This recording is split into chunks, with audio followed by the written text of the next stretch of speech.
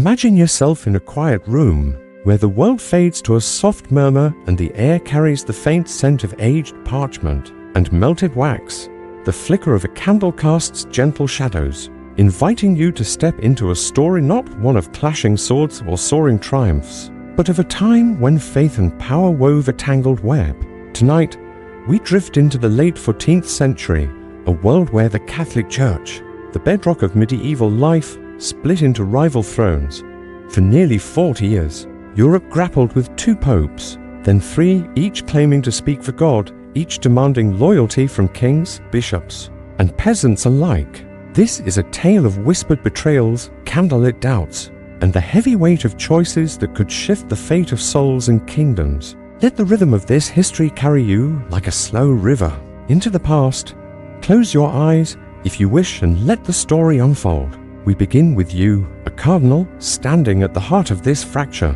Your red robe's a symbol of authority, yet a burden in a church divided. Your days are filled with the scratch of quills, the seal of wax, and the dread of choosing a side in a schism that threatens to unravel Christendom. From there, we'll follow the life of a priest who dared to challenge this broken church, a man whose voice sparked a fire that would burn long after him. We'll then unravel the strange mystery of a third pope, a moment when the church seemed to mock its own authority. And finally, we'll walk the crowded streets of Constance, where the fate of the faith hung in delicate balance. Each step is measured, deliberate, woven with the textures of a world long gone. So, breathe deeply, and let yourself sink into the rhythm of their lives.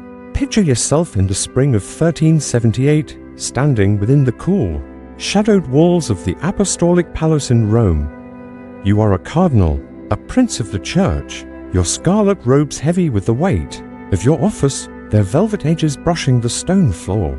The air is thick with the scent of damp stone and burning tallow, the candles flickering in their iron holders, casting pools of light that never quite reach the corners of the room. Outside, the city hums with a restless energy, its narrow streets alive with the clamor of voices and the clatter of carts. You are one of the elect, chosen to guide the faithful. Yet in this moment, you feel less like a shepherd and more like a man caught in a gathering storm. The Papal Schism is about to begin, and the rhythm of your life, once measured by prayer and ritual, is becoming a constant struggle to navigate a world fracturing under the weight of faith and power. The year is 1378, and the church is already strained. For 70 years, the papacy has resided not in Rome but in Avignon, a city in southern France where the papal court glitters with marble palaces and vineyards heavy with fruit. The Avignon popes, backed by the French crown, have ruled from a distance, their court a world of silk and gold, far from Rome's crumbling basilicas and plague-scarred alleys.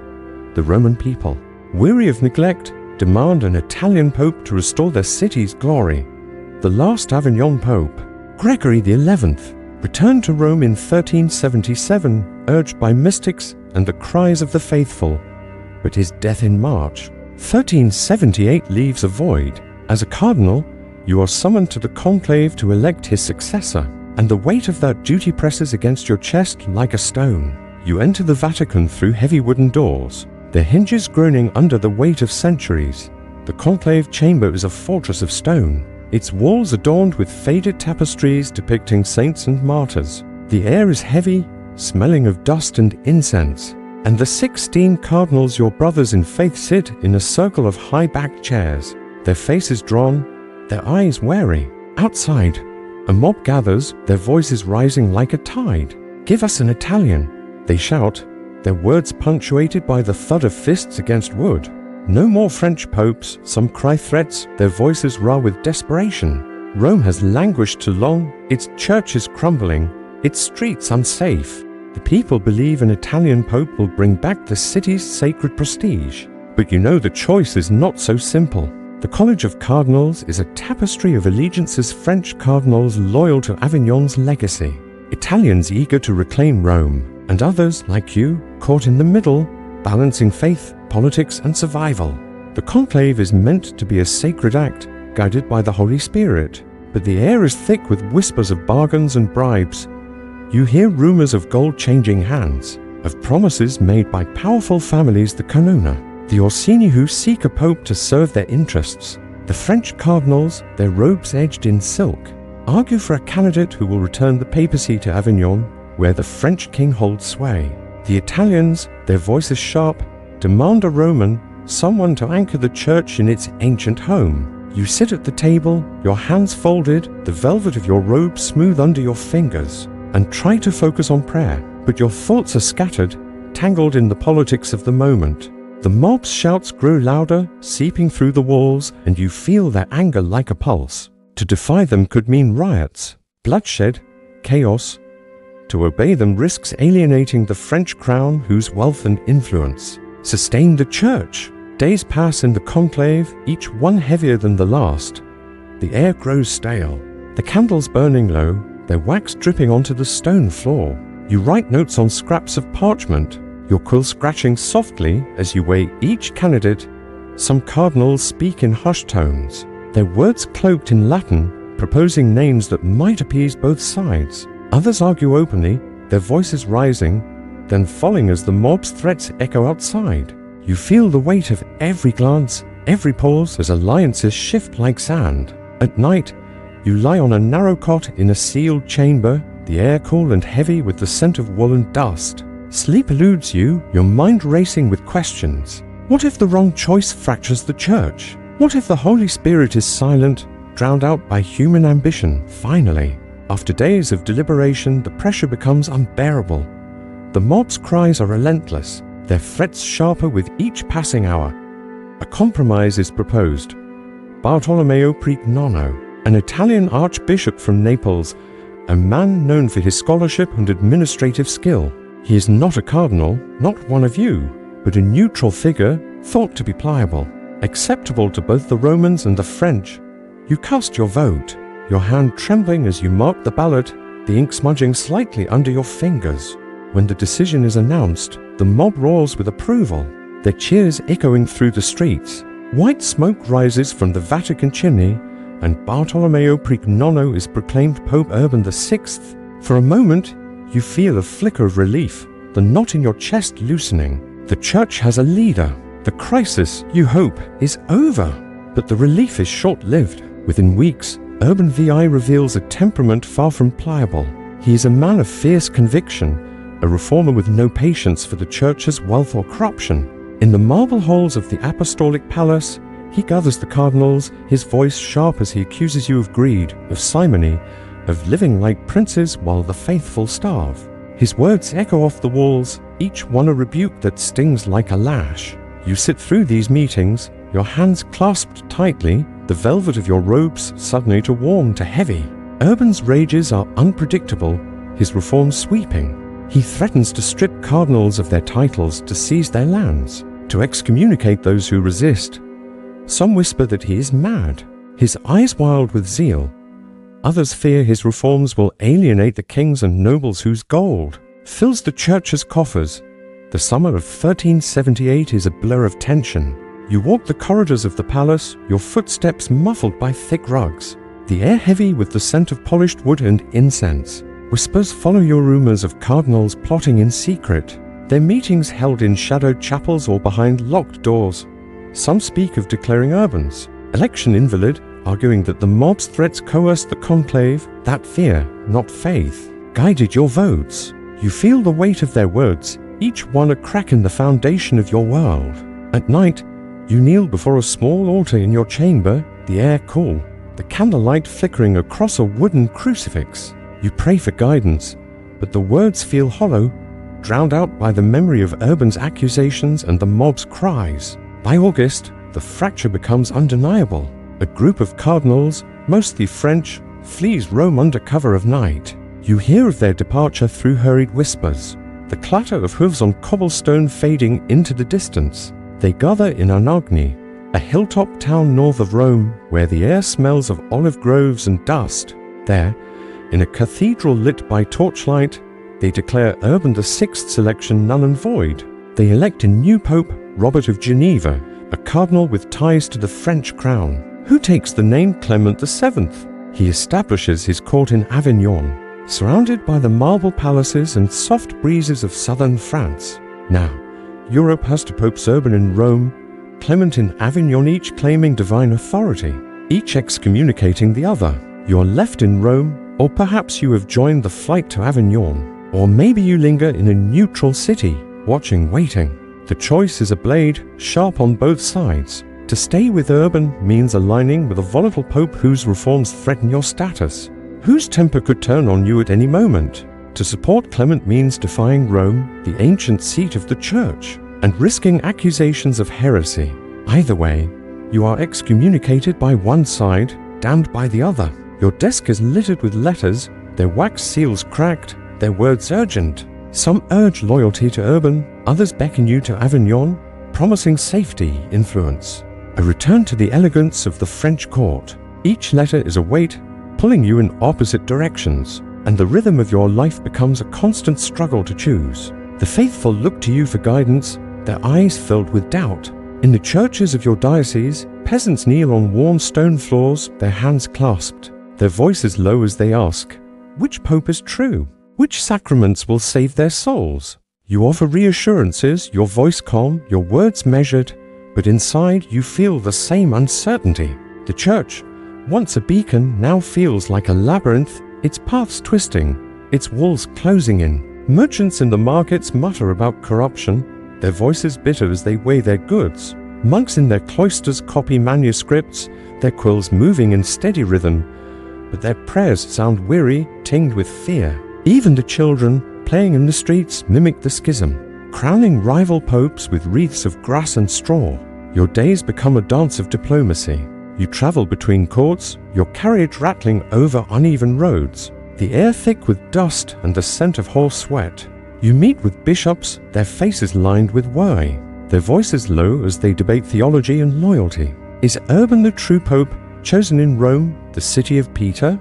Or is Clement the rightful leader, elected by cardinals free from coercion? The arguments are endless, splitting hairs over canon law, scripture, and precedent. You pore over ancient texts by candlelight, your eyes burning, searching for answers that do not exist. The church, once a pillar of certainty, feels like a ship adrift, its sails torn by rival winds. The nights are heavier still.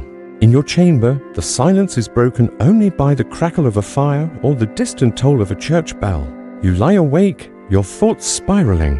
What if both popes are wrong? What if the church has lost its way? Some whisper of the Antichrist, of prophecies that foretell a great schism before the end of days. The dread settles into your bones, a cold weight that no prayer can lift. You draft letters to kings, to bishops, to your fellow cardinals, each word chosen with care.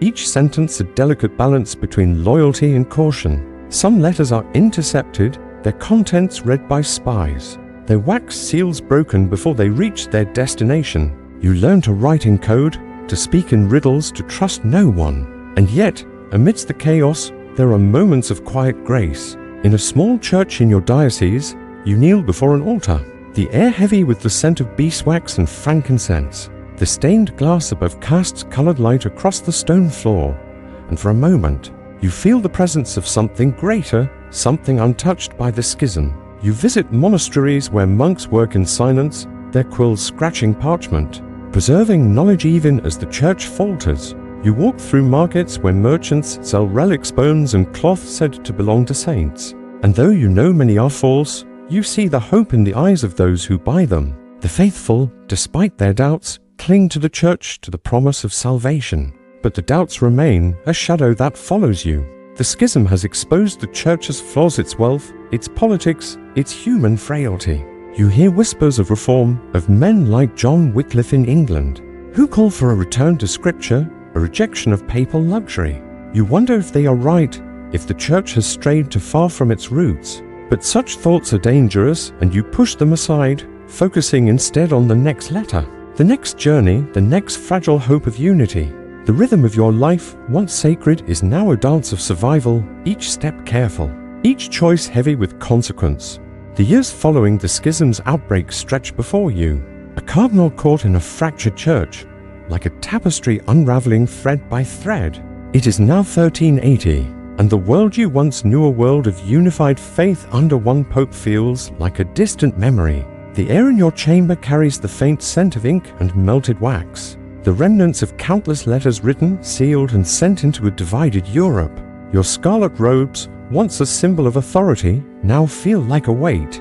Their velvet worn thin at the cuffs from years of restless motion. The rhythm of your life, once marked by the steady toll of church bells and the chant of psalms, has become a constant struggle to navigate a church split between Rome and Avignon, between Urban VI's volatile reforms and Clement VII's gilded court. Each day is a delicate dance, each choice a step toward salvation or ruin. You travel often now, your carriage rattling over roads of packed earth and stone, the air thick with the scent of dust and leather.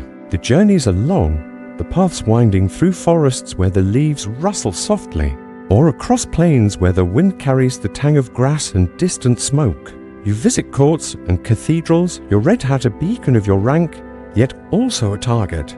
Kings and princes, bishops and abbots, all seek your counsel, your allegiance, your voice in a church that no longer speaks with one. France and its allies Naples, Castile, Scotland have declared for Clement in Avignon, drawn to his elegance and the French crown's influence. England, the Holy Roman Empire, and much of Italy cling to Urban in Rome, their loyalty tied to tradition or defiance of France. You, caught in the middle, must choose your words with care, your letters with precision, lest a single misstep brand you a heretic or a traitor. In your diocese, the faithful grow restless. You visit churches where the stone floors are worn smooth by centuries of knees, the air heavy with the scent of beeswax and old wood.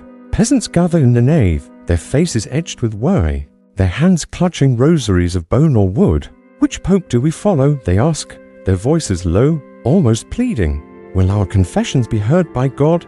You stand before them, your robes catching the light of stained glass, and offer assurances, your voice steady, your words measured.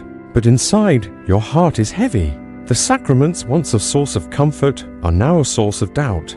If a priest is loyal to the wrong pope, are his blessings valid? If a soul is absolved by a schismatic, will it reach heaven? You have no answers, only the weight of their questions, pressing against you like the damp air of a crypt. The markets tell a different story. There, amid the clatter of carts and the shouts of vendors, you hear whispers of discontent. Merchants, their stalls piled with wool and spices, mutter about the church's greed, its tithes that flow to rival popes. They're all corrupt, one says, his voice low as he weighs a bundle of cloth. To popes, to sets of indulgences, and none of them care for us. You pass by, your head bowed, the brim of your hat shielding your eyes. You know they are right, in part. The church's wealth, once a river, is now split into streams, each pope demanding tithes, each court draining the faithful. Your own diocese struggles, churches crumble, priests go unpaid, and the poor, once fed by alms, now beg in the streets. You write petitions for funds, your quill scratching late into the night. But the kings you once relied on are distracted, their coffers drained by wars and rivalries. The schism's shadow touches every aspect of your life. You receive letters daily, their parchment brittle, their seals cracked from hasty journeys. Some come from Rome, written in Urban's name, urging you to remain loyal, to denounce Clement as an antipope.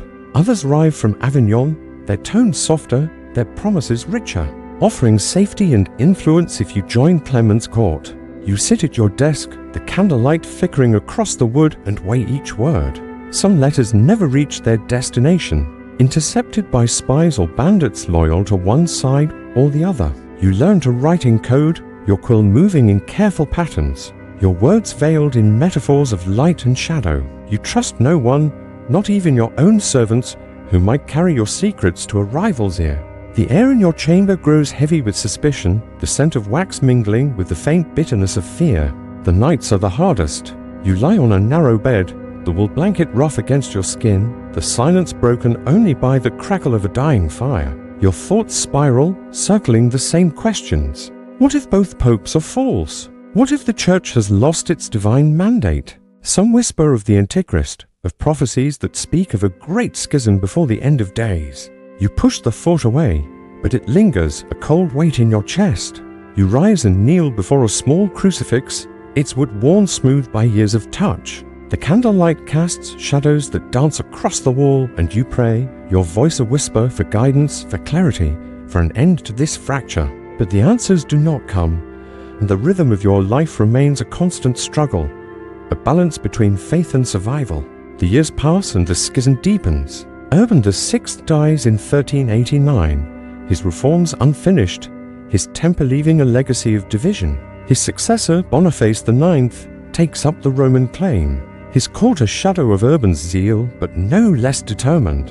In Avignon, Clement VII continues, his palace a world of silk and wine, his cardinals draped in elegance. You hear of their lives, banquets under chandeliers, gardens where fountains murmur softly, their air scented with lavender and roses. It is a stark contrast to Rome, where the streets smell of dust and decay, where the Tiber's waters carry the weight of a city neglected. You wonder, in your quieter moments, what it would be like to join them, to trade Rome's chaos for Avignon's calm. But the thought is fleeting, dangerous, and you return to your letters, your prayers, your endless diplomacy.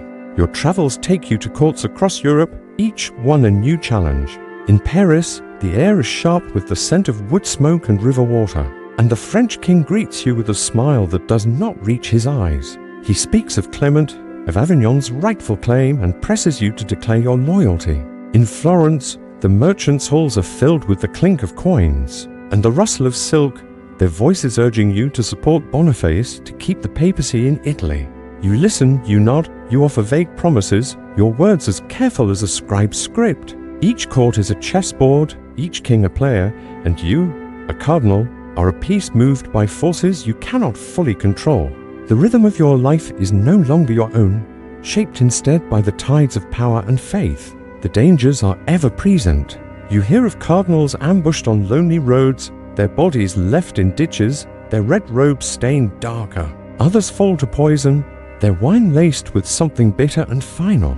You double your guards, their armor clinking softly as they follow you through city streets. You avoid dark alleys, travel only by day, and sleep with a dagger beneath your pillow. The fear is a constant companion, a shadow that lingers even in the light of day. You learn to read faces, to watch for the flicker of a glance that betrays intent. A servant who lingers too long, a messenger who hesitates, these are signs you cannot ignore.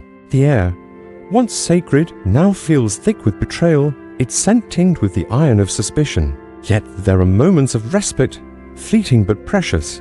You visit a monastery in the countryside where the air smells of earth and thyme, and the monks work in silence, their hands steady as they copy ancient texts. The rhythm of their quills is a comfort, a reminder of a time when the church was whole.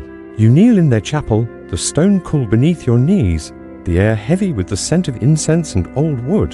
The light through the windows is soft, filtered through glass that tells stories of saints and miracles. For a moment, you feel the presence of something greater, something untouched by the schism's chaos. You hold on to that feeling, fragile as it is, and carry it with you as you return to the road. The faithful, too, hold on to hope, despite their doubts. In the villages, you see them gather for festivals, their voices rising in song, their hands weaving garlands of flowers. They cling to the rituals of the church, to the promise of salvation. Even as they question its leaders, you distribute alms when you can, though your funds are thin, and you bless their children, their fields, their homes. Their gratitude is a balm, but it cannot erase the weight of their questions, their fears, their quiet accusations. The church, once their refuge, now feels distant, its light dimmed by division. As the schism drags on, you grow older, your hands trembling as you seal letters,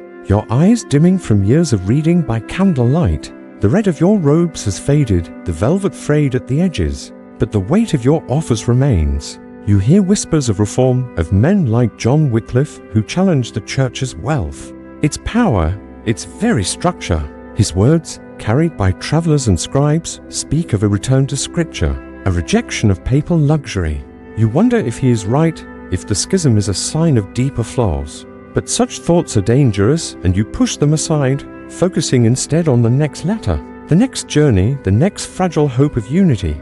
The schism has reshaped the rhythm of your life, turning it into a constant struggle, a dance of survival in a world divided. Yet it has also sharpened your sense of the church's humanity, its flaws, its resilience, its enduring pull on the hearts of the faithful. You carry this knowledge with you, a quiet weight, as you prepare for the next chapter of this fractured history.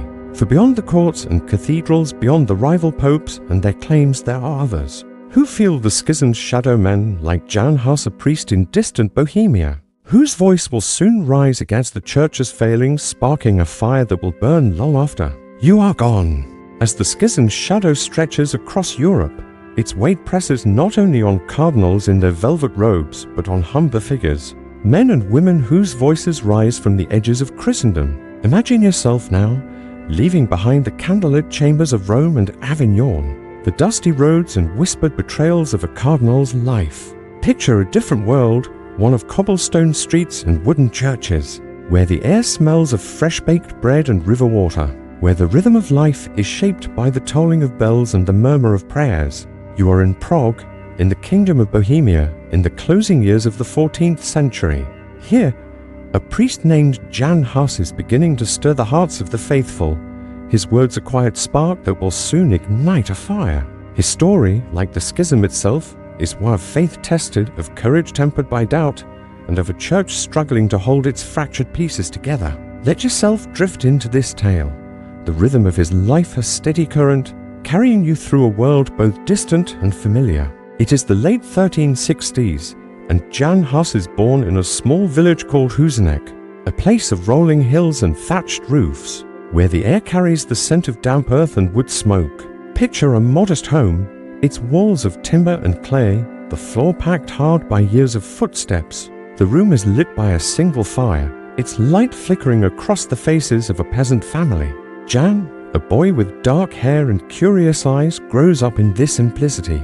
His world shaped by the rhythms of the seasons, sowing in spring, harvesting in autumn, huddling by the hearth in winter. His mother, a woman with calloused hands and a quiet faith, teaches him prayers in Czech, her voice soft but steady. His father, a farmer, works the fields, his back bent under the weight of labor. Life here is hard, the days long, but there is a warmth in the village, a sense of community woven through shared meals and church festivals. As a boy, Jan is drawn to the church, a wooden structure at the village's heart, its steeple rising above the rooftops. The air inside is cool, heavy with the scent of wax and old wood. The walls adorned with simple paintings of saints. The priest, an aging man with a worn cassock, speaks of God's mercy, of the church as a refuge for souls. Jan listens, his small hands folded, his mind alive with questions. Why do the priests speak in Latin, a language the villagers cannot understand? Why do the church's tithes leave so little for the poor? These questions linger, seeds planted in a boy who dreams of more than the fields of Husenek. His mother sees his curiosity, his quick mind, and encourages him to study, to seek a life beyond the village. The rhythm of his life, even then, is one of quiet searching, a longing for truth in a world of hardship. By his teens, Jan is sent to Prague, a city of spires and bustling markets, where the Vltava river glitters under the sun. Picture the streets, narrow and winding, paved with cobblestones smoothed by centuries of feet. The air is alive with the clatter of carts, the shouts of vendors selling bread and wool, the chime of bells from a dozen churches. Jan, now a young man, enters the University of Prague, a place of stone halls and echoing voices, where scholars debate in Latin and scribes copy texts by candlelight. The university is a beacon of learning, one of the oldest in Europe, its rooms filled with the scent of parchment and ink. Jan studies theology, his mind sharp, his hunger for knowledge insatiable. He reads Augustine and Aquinas, their words a bridge to a deeper faith. But he also hears whispers of new ideas, ideas that challenge the church's wealth and power. It is here, in the 1390s, that Jan encounters the writings of John Wycliffe, an English reformer whose words cross borders like a quiet wind. Wycliffe's texts, smuggled into Bohemia by traveling scholars, speak of a church stripped of its luxury, a faith rooted in scripture rather than papal decrees. Jan reads them in secret, the candlelight flickering across the pages, the air heavy with the scent of wax and dust. Wycliffe argues that the Bible should be translated into the languages of the people, that priests should live simply, that the church's wealth belongs to the poor. These ideas resonate with Jan, echoing the questions of his childhood. He thinks of his village, of the tithes that left his neighbors hungry, of the priests who spoke in words no one understood. The rhythm of his life begins to shift. his faith deepening but also sharpening, edged with a growing unease about the church he serves. Jan becomes a priest, ordained in 1400, his hands trembling as he takes his vows in a Prague chapel. The air is thick with incense, the light filtering through stained glass, casting colors across the stone floor. He is given a post at the Bethlehem Chapel, a new church built for preaching in Czech, not Latin. Picture the chapel, its walls plain but sturdy, its pews filled with merchants, artisans, and peasants, their faces turned toward the pulpit. Jan steps forward, his voice clear but gentle, his words simple yet powerful. He preaches in the language of the people, his sermons filled with stories from scripture, calls for charity, and quiet critiques of the church's excesses. The faithful listen, their eyes bright with understanding, their hearts stirred by a priest who speaks as one of them. The rhythm of their lives, so often marked by toil and fear, finds a new cadence in his words. But Jan's sermons are not without risk. The schism, now over a decade old, has left the church defensive, its leaders wary of dissent.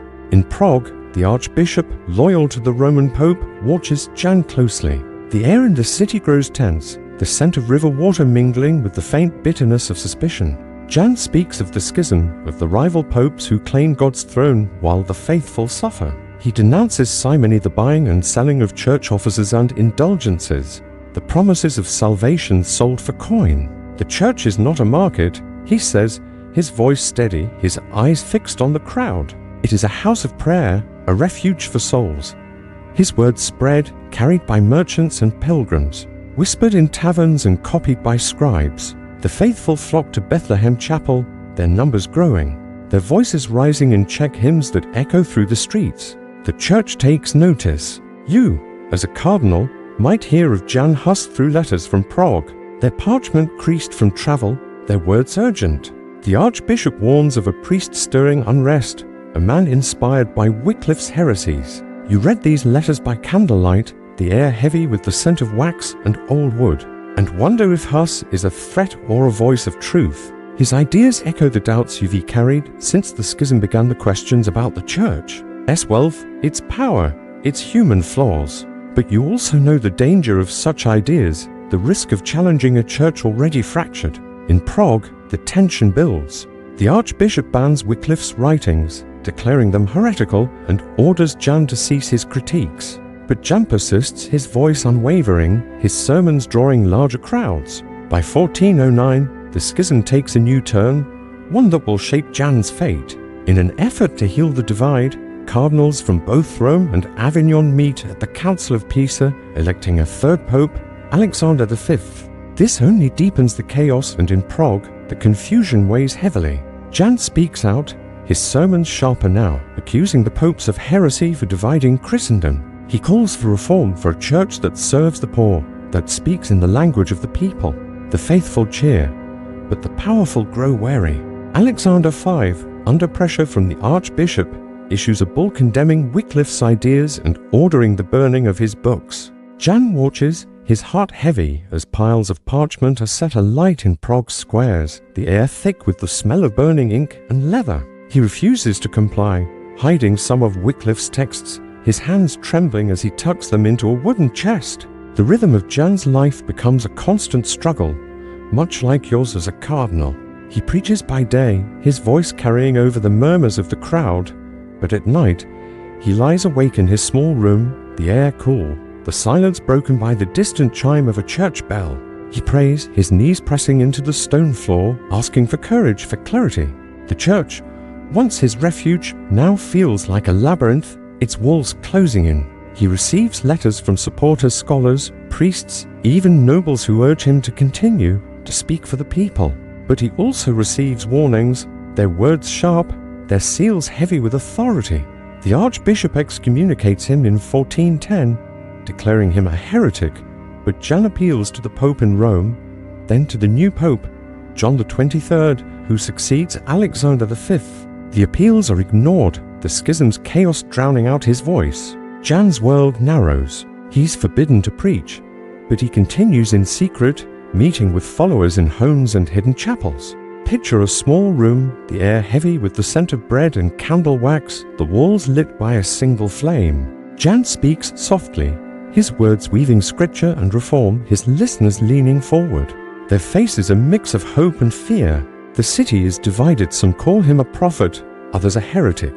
The air in Prague grows thick with tension, the scent of river water now mingled with the smoke of burning books and the whispers of spies. Jan knows the risks, the stories of reformers silenced, their lives cut short. Yet he persists, driven by a faith that burns quietly, steadily, like a candle in a darkened room. As the years pass, Jan's name spreads beyond Prague, carried by pilgrims and merchants to distant courts. In your chamber, as a cardinal, you might hear of him again, his name a whisper in a letter from Bohemia.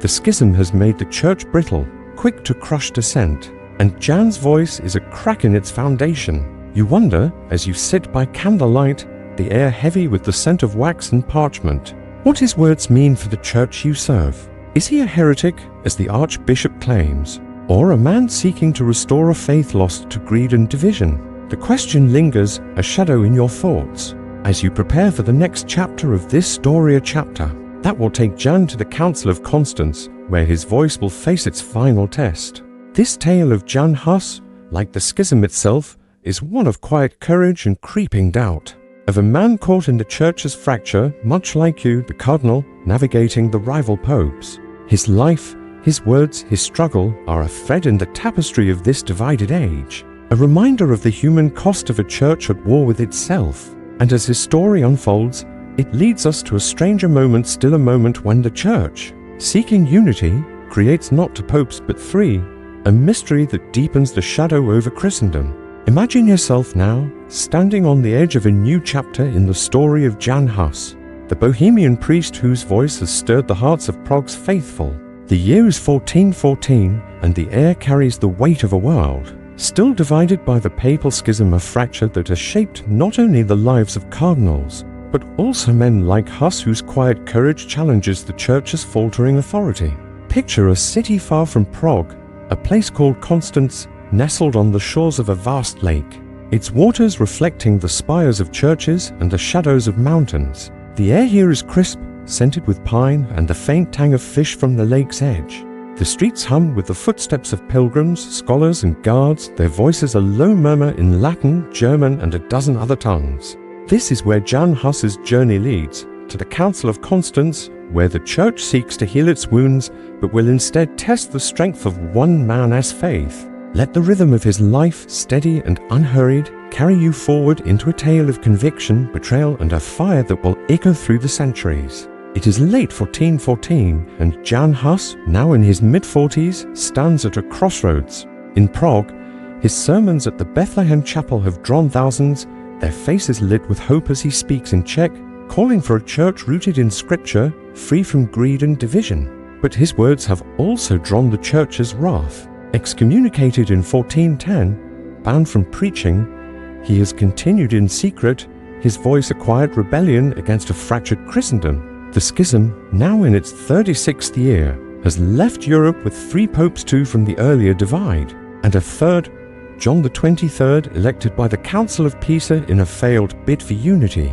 The faithful are weary, their trust in the church eroded, and Hus's calls for reform resonate like a bell in the fog. Yet his defiance has made him a target, his name whispered in the halls of power as a heretic, a threat to the church's fragile order. The Council of Constance, summoned by the Holy Roman Emperor Sigismund, is meant to end the schism, to restore one pope, one church. It is a grand gathering, a spectacle of faith and politics, and Jan Hus is invited to attend. Promised safe conduct by the emperor himself. Picture him in Prague, standing in his small room, the air heavy with the scent of candle wax and old parchment. He holds the emperor's letter, its wax seal cracked, its words offering a chance to defend his beliefs before the church's leaders. The candlelight flickers across his face, now lined with years of struggle. His eyes steady but weary. He knows the risk tales of reformers silenced, their voices snuffed out by exile or worse. Yet he also sees hope, a chance to speak truth, to heal the church he loves. He prays, his knees pressing into the stone floor, the air cool and still, asking for courage, for wisdom. The rhythm of his life, once marked by sermons and songs, now beats with the weight of this decision. Jan sets out for Constance in October 1414. his journey long and arduous. Picture the road winding through forests where the leaves are turning gold, the air thick with the scent of damp earth and pine. He travels with a small group of supporters, their horses' hooves clopping softly on the path, their voices low as they discuss scripture and reform. The towns they pass are alive with autumn harvests, the air scented with apples and wood smoke, but also with whispers of the council, of free popes and a church in crisis. Jan carries letters from Bohemian nobles, their seals heavy with wax, attesting to his character, his faith. He believes in the emperor's promise in the chance to speak and be heard. Yet the road feels heavy, each step a reminder of the dangers ahead, of the church's power to crush those who challenge it. Constance is a city transformed, its streets swollen with 50,000 visitors, cardinals in scarlet robes, bishops with jeweled mitres, scholars with ink-stained fingers, and pilgrims clutching rosaries. The air is thick with the scent of bread, leather, and the lake's faint briny tang. The cathedral looms over the city, its spires piercing the sky, its stone walls cool to the touch. Jan arrives in November, lodging in a modest house near the lake, its walls of timber and plaster, its rooms lit by candles that smell of beeswax. He is welcomed at first, his presence a curiosity among the council's scholars. He speaks with them, his voice calm, his words measured, arguing for reform, for a church that serves the poor, that speaks in the language of the people. The air in these meetings is heavy with the scent of parchment and wine, the voices rising and falling in Latin, a rhythm that feels both familiar and distant. But the promise of safe conduct soon falters. Within weeks, Jan is arrested, betrayed by those who feared his influence. Picture the moment, a knock at the door, the creak of hinges, the clatter of armored guards entering the house. The air grows tense, the scent of wax mingling with the iron tang of chainmail. Jan is led away, his hands bound, his face calm, but his heart heavy. He is taken to a Dominican monastery, its walls of cold stone, its corridors echoing with the footsteps of monks. His cell is small, the air damp and heavy with the smell of mildew and earth. A single window, high and narrow, lets in a sliver of light, casting shadows across the straw-covered floor. He kneels, his prayers a whisper, the rhythm of his life now confined to this small space, yet his faith unyielding. The council's leaders, cardinals and bishops from across Europe see Jan as a threat, a follower of Wycliffe's heresies, a spark that could ignite rebellion. They question him, their voices sharp, their scrolls filled with accusations, heresy, disobedience, inciting unrest. Jan responds with scripture, his words steady, his arguments rooted in the Bible's call for humility and justice. The air in the interrogation rooms is thick with the scent of ink and polished wood, the light filtering through high windows, casting patterns on the floor. The cardinals, their robes rustling softly, press him to recant, to renounce his teachings. But Jan refuses, his voice calm, his eyes fixed on a truth he cannot betray. I would rather die, he says, than deny what I believe to be true. The rhythm of his life, once a melody of sermons, now becomes a steady pulse of defiance. Months pass in the cell, the air growing colder as winter settles over Constance. Picture the scene. Jan, his robes threadbare, his hands trembling from the chill, sits on a wooden bench, a single candle casting a faint glow. The walls are damp, the scent of stone and straw mingling with the faint bitterness of fear. He writes letters when he can, his quill scratching softly, their words smuggled out to his supporters in Prague. He speaks of faith, of hope, of a church that could be better. The guards, their armor clinking, bring him bread and water, their faces impassive. Outside, the council debates the schism, deposing popes and electing a new one, Martin V, in a bid for unity. But Jan's fate is secondary, a footnote in their grand plans. The air in Constance hums with politics, the scent of wine and roasted meat wafting from banquets, a stark contrast to the cold simplicity of his cell. By July 1415, the council's patience runs out.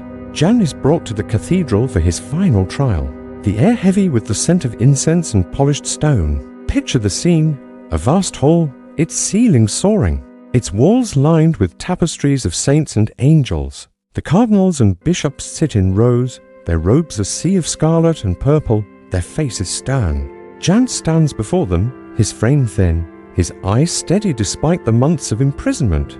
The charges are read heresy, sedition, defiance of the church's authority.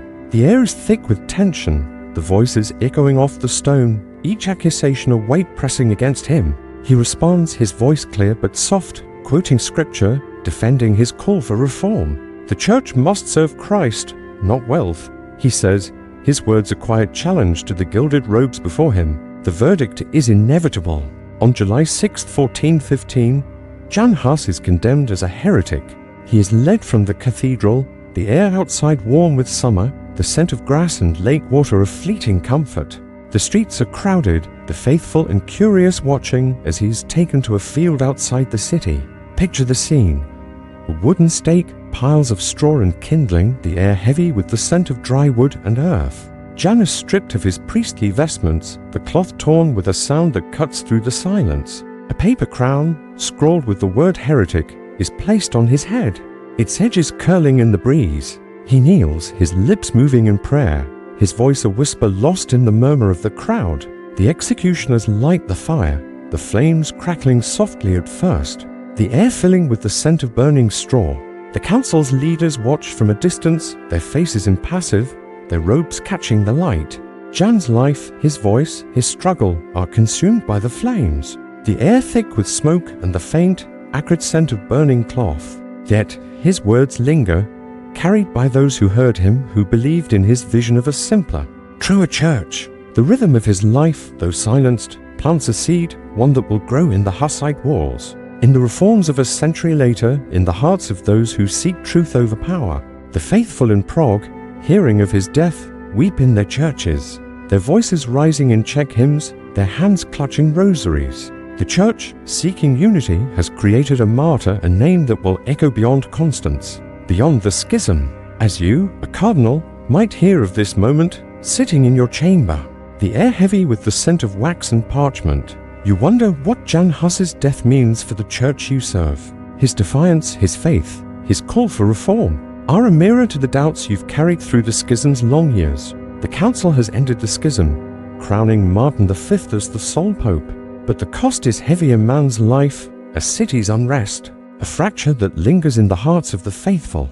The story of Jan Hus leads us now to a stranger moment of time when the church, seeking to heal itself, created not to popes, but through a mystery that deepened a shadow over Christendom, and left even the devout questioning the very nature of divine authority. The fire that consumed Jan Hus in Constance has faded, its smoke curling into the sky, leaving behind a lingering question. How did the church, the anchor of medieval life, fracture so deeply that even a priest's defiance could shake its foundations? Imagine yourself now stepping away from the cobblestone streets of Prague, from the cold cell where Hus prayed, and into a broader tapestry of a Europe divided by faith. The year is 1409, and the Papal Schism, now in its 31st year, has woven a web of doubt and division across Christendom. The air carries the weight of a world caught between two popes, one in Rome, one in Avignon, each claiming to be the true vicar of Christ, each casting the other into shadow. Yet, in this moment, a new chapter unfolds, one that deepens the mystery, the rise of a third pope, a decision born of hope but steeped in chaos. Picture yourself in a quiet chamber, the scent of parchment and candle wax heavy in the air. As you trace the rhythm of this strange moment, a tale of ambition, miscalculation, and a church unraveling under its own weight. Let us drift to Pisa, a city in northern Italy, where the Arno River winds through streets lined with stone palaces and churches. The air is warm, scented with olive groves and the faint salt of the nearby sea. The year is 1409, and the Council of Pisa is about to convene, a gathering meant to heal the schism that has torn the church for decades. As a cardinal, you might have traveled here, your carriage rattling over dusty roads, the clatter of hooves mingling with the hum of cicadas. The city is alive with anticipation, its squares filled with scholars in black robes, priests clutching scrolls and merchants selling relics to pilgrims. The cathedral, a marvel of white marble and soaring arches, stands at the city's heart, its bells tolling softly, calling the faithful to prayer. The rhythm of life here is one of hope, but also of tension, as the church's leaders gather to mend a fracture that has left kings, bishops, and peasants choosing sides. The schism began in 1378, as you well know, when the conclave in Rome elected Urban VI under the pressure of a mob, only for a group of cardinals to flee and elect Clement VII in Avignon. For 30 years, Europe has lived with two popes, each excommunicating the other, each claiming divine authority. The faithful are weary, their prayers tinged with doubt. In your diocese, you have seen their faces peasants kneeling in churches, their hands clasped around rosaries, asking which pope speaks for God. Merchants in the markets mutter about corruption, their voices low as they weigh their goods. Monks copy scriptures in silence, but their quills falter, their chants hollow. The church, once a beacon, now feels like a ship adrift, its sails torn by rival winds. The rhythm of your life as a cardinal has been a constant struggle to navigate this divide, your letters sealed with wax, your words chosen with care to avoid accusations of heresy. By 1409, the schism has become unbearable. Urban VI and Clement VII are gone, succeeded by Boniface in Rome and Benedict XIII in Avignon. But the divide persists. Kings and princes, weary of the chaos, demand a solution. The University of Paris, a center of theological thought, calls for a general council to end the schism, to restore one pope, one church. You hear of these debates in letters, their parchment creased from travel, their words urgent. The air in your chamber is heavy with the scent of ink and melted wax as you read, your candle casting shadows across the desk. The scholars argue that the Church's authority lies not in a single pope, but in the collective will of its leaders, a radical idea that unsettles you. Yet the call for a council grows louder, backed by the French crown, the Holy Roman Emperor, and even some Italian states. You, as a cardinal, are summoned to Pisa, your heart heavy with both hope and dread. The journey to Pisa is long, the roads winding through hills where the air smells of lavender and dust. You travel with other cardinals, your robes folded carefully in wooden chests, your guards alert for bandits or spies. The city greets you with a bustle of activity, its streets narrow and crowded, the air thick with the scent of bread, leather, and the river's faint musk. Pilgrims clutch wooden crosses, their voices rising in prayer as they pass the cathedral. Merchants sell indulgences, their stalls piled with parchment promises of salvation, though you know many are false, a symptom of the Church's fractured state. The cathedral itself is a vision of white marble, its columns carved with saints and angels, its air cool and heavy with the scent of incense. You enter, your footsteps echoing on the stone floor, and feel the weight of the moment. The council is a chance to heal, but also a risk, a gamble that could deepen the Church's wounds. The Council of Pisa begins in March 1409, its sessions held in the cathedral's vast nave. Picture the scene. Rows of cardinals and bishops, their robes a sea of scarlet and purple, their faces drawn from years of division. The air is thick with the scent of polished wood and burning candles, the light filtering through high windows, casting patterns across the floor. You sit among them, your hands folded, the velvet of your robe smooth under your fingers. The debates are endless, conducted in Latin, the voices rising and falling like a slow tide. Some argue for deposing both popes, declaring them illegitimate, their elections tainted by politics and fear. Others caution restraint, warning that such a move could fracture the Church further. You listen, your thoughts heavy, the scent of wax and parchment a constant reminder of the letters you've written, the choices you've made. The council's leaders, many of them cardinals like you, are driven by a mix of faith and ambition. Some, loyal to Rome, defend Boniface X's successor, Gregory XII, a man of modest means but firm resolve. Others, tied to Avignon, support Benedict XIII, a Spanish cardinal who clings to his claim with unyielding stubbornness. Yet most agree that neither pope will step down willingly, their courts too entrenched, their allies too powerful. The air in the cathedral grows tense, the debate stretching into the night.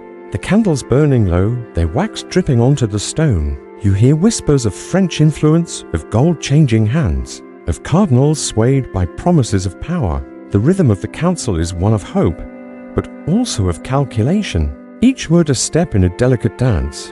In June 1409, the council makes its boldest move. After months of debate, the cardinals and bishops vote to depose both Gregory XII and Benedict XIII, declaring them schismatic, their claims invalid. The air in the cathedral is heavy with anticipation, the scent of incense mingling with the faint bitterness of fear. You sit among your peers, your heart pounding as the decision is announced. In place of the two popes, the council elects a new one, Peter Philagi, a Greek-born cardinal known for his piety and scholarship who takes the name Alexander V. The bells of Pisa ring out, their chimes echoing across the city, a signal of hope, of unity restored. The faithful gather in the squares, their voices rising in prayer, their hands clutching candles that flicker in the warm night air. For a moment, you feel a flicker of relief, the weight of the schism lifting, the rhythm of your life aligning with a church made whole. But the relief is fleeting. Neither Gregory XII nor Benedict XIII accepts the council's decree.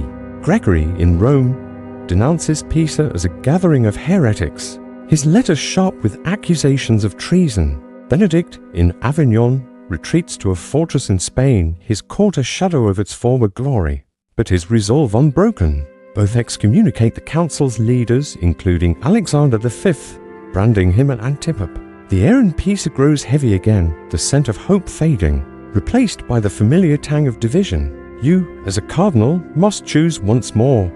Do you support Alexander, the council's choice, or cling to one of the older popes, or perhaps withdraw, waiting for clarity? The letters on your desk pile higher, their seals cracked, their words urgent, pulling you in three directions now, each one a path to salvation or damnation. The faithful, too, are caught in the confusion. In the villages of your diocese, peasants gather in churches, their faces lined with worry, their hands twisting rosaries. Three popes, they ask, their voices low, almost fearful. How can God allow this? You offer reassurances, your voice calm, your words measured, but inside, you feel the same doubt. The church, once a pillar of certainty, now feels like a house divided, its walls crumbling.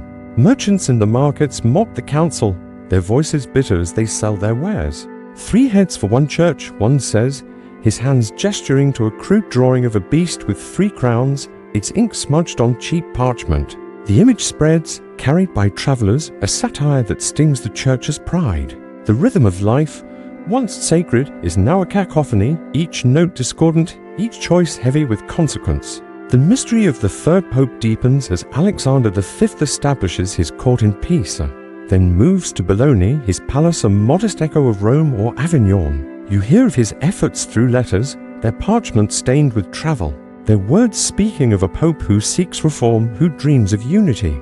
But his reign is short, his health frail. In 1410, less than a year after his election, Alexander V dies, his body laid to rest in a Bologna church, the air heavy with the scent of incense and grief.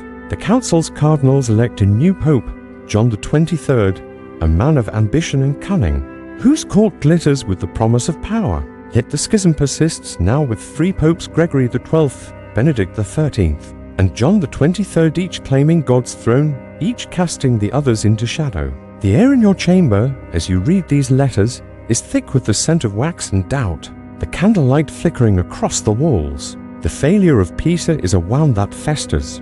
You, as a cardinal, feel its weight in every letter, every prayer, every journey.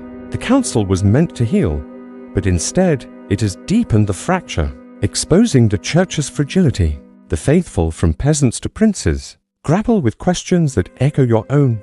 If the vicar of Christ cannot be named, is the church still valid? In monasteries, monks pause over their manuscripts, their quills trembling as they copy prophecies of a church divided before the end of days. In markets, artists sell woodcuts of a 3-headed beast, its crowns mocking the Pope's claims. The air is heavy with these images, their ink sharp with satire, their message a quiet rebellion against a church that cannot agree on its leader. As you sit by candlelight, the scent of wax and parchment filling the air, you wonder how this mystery came to be. Was it French ambition seeking to weaken Rome's claim? Was it the cardinals' pride, each seeking influence in a new papal court? Or was it something deeper, a flaw in the very idea of papal authority, unraveling like a tapestry pulled too tight? The rhythm of your life, once a steady pulse of faith and duty, is now a tangle of questions, each one a thread leading to the next chapter of this story, a chapter that takes us to Constance, where the church will gather again, not just to end the schism, but to confront its own humanity, its triumphs and its failures. The bells of Pisa's cathedral have faded, their chimes swallowed by the warm Italian air. But the mystery of the third pope lingers, a shadow cast across a Europe already weary from decades of schism. Imagine yourself now, sitting in a quiet chamber, the air thick with the scent of melted wax and old parchment, the candlelight flickering across a desk littered with letters. The year is 1410, and the Council of Pisa, meant to heal the Church's fracture, has instead deepened it, leaving Christendom with three popes: Gregory XII in Rome, Benedict XIII in Avignon, and now John XXIII, successor to the short-lived Alexander V. Each claims to be the true vicar of Christ, each excommunicates the others, and the faithful, from peasants to princes, are left to navigate a world where the anchor of their faith feels unmoored. Let the rhythm of this story, slow and deliberate, carry you through the cultural echoes and theological doubts of this strange moment, a time when the Church seemed to mock itself, and the very idea of divine authority wavered. Picture the villages of your diocese where the air smells of damp earth and wood smoke, where peasants gather in churches of worn stone and faded frescoes. The news from Pisa reaches them slowly, carried by pilgrims and merchants, their voices low as they speak of a third pope, a new fracture in the Church's foundation. The faithful kneel before altars, their hands clutching rosaries of wood or bone, their prayers tinged with confusion.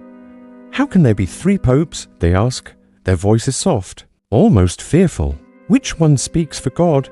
You, as a cardinal, stand before them, your scarlet robes catching the light of stained glass, and offer words of comfort, your tone calm, your words measured. But inside, you feel the same uncertainty, the same weight of a church divided not by doctrine but by thrones. The rhythm of their lives, once steady with the cycle of feasts and fasts, is now disrupted. Each prayer a question, each sacrament a doubt. In the markets, the mood is sharper, the air thick with the scent of bread, wool, and the river's faint musk. Merchants, their stalls piled with goods, speak openly of the Church's failings, their voices bitter as they weigh their wares. Three popes, three sets of tithes, one mutters, his hands sorting coins with a clink. They care more for gold than for souls. Another holds up a woodcut, its ink fresh, depicting a beast with three heads, each crowned with a papal tiara. The image is crude, the lines rough, but its message is clear. The Church has become a mockery. Its leaders a parody of divine order. These woodcuts spread, carried by travelers across Europe, their satire a quiet rebellion against a faith that no longer feels certain. You pass by these stalls, your head bowed, the brim of your red hat shielding your eyes, and feel the sting of their words, the weight of their doubt. The cultural impact of the three-pope crisis ripples beyond the markets, touching the art and literature of the age. In monasteries, monks pause over their manuscripts, their quills trembling as they copy texts that question the Church's authority. Picture a scriptorium, its air heavy with the scent of ink and vellum, the light filtering through narrow windows, casting patterns across the wooden desks. The monks work in silence, their hands steady but their thoughts are troubled. Some copy prophecies, ancient texts that speak of a great schism before the end of days. Their words a whisper of the Antichrist. Others transcribe satires, poems that mock the popes as greedy princes, their thrones built on the backs of the poor. These texts, hidden in the margins of sacred books, are a quiet defiance, a reflection of a world grappling with a Church divided. In the cities, artists capture the crisis. In paint and stone, picture a fresco in a Florentine church, its colors vivid despite the dim light, depicting a ship tossed on stormy seas, its sails torn, its crew bishops and cardinals clinging to the mast. The image is a metaphor, the ship a symbol of the Church. It stormed the schism that threatens to sink it. In taverns, minstrels sing ballads of the three popes, their voices soft but sharp, their lyrics weaving tales of ambition and betrayal. The air in these taverns is thick with the scent of ale and wood smoke, the laughter of patrons mingling with the strum of a lute. 3 crowns, 3 lies, one song goes, its melody haunting, its words a quiet challenge to the Church's authority. You, as a cardinal, might hear these songs through an open window, their notes carried on the breeze, and feel a pang of unease, a reminder of the Church's faltering grip on the hearts of the faithful. The theological toll is heavier still. In universities, scholars gather in stone halls, their air heavy with the scent of parchment and candle wax to debate the nature of papal authority.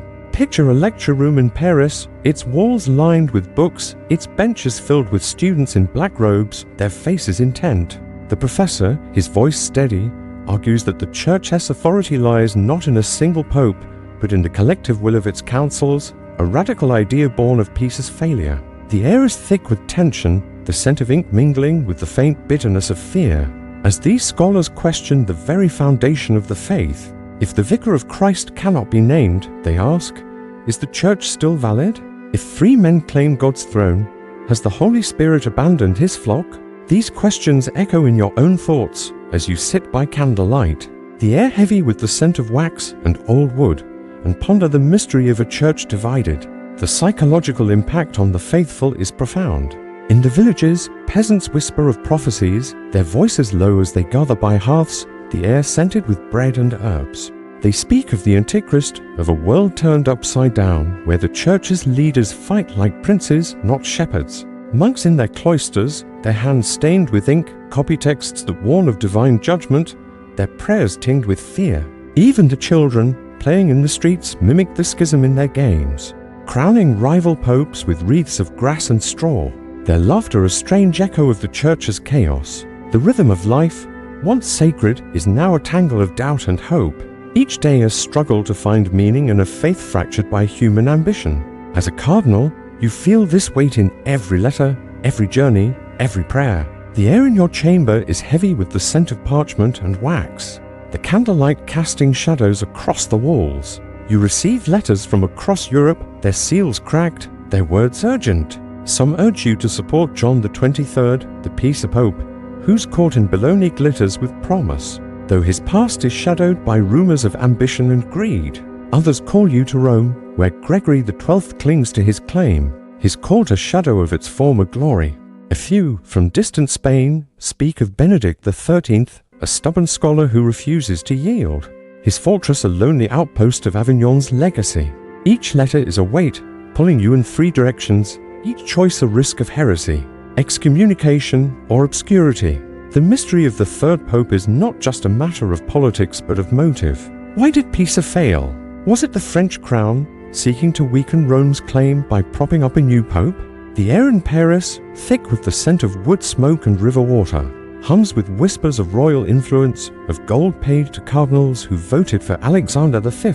Or was it the cardinals themselves, their ambition blinding them to the chaos their decision would unleash? You recall the debates in Pisa, the air heavy with incense and tension, the voices rising in Latin as cardinals argued for power or reform. Some sought a neutral pope, a figure to bridge Rome and Avignon, but others saw opportunity, a chance to shape a new papacy in their image. The rhythm of those debates, once hopeful, now feels like a misstep, a dance that led to discord. The failure of Pisa also exposes deeper flaws in the church's structure. In your chamber, as you pore over ancient texts, the air thick with the scent of dust and vellum, you read of councils past, of times when the church resolved its disputes through collective will.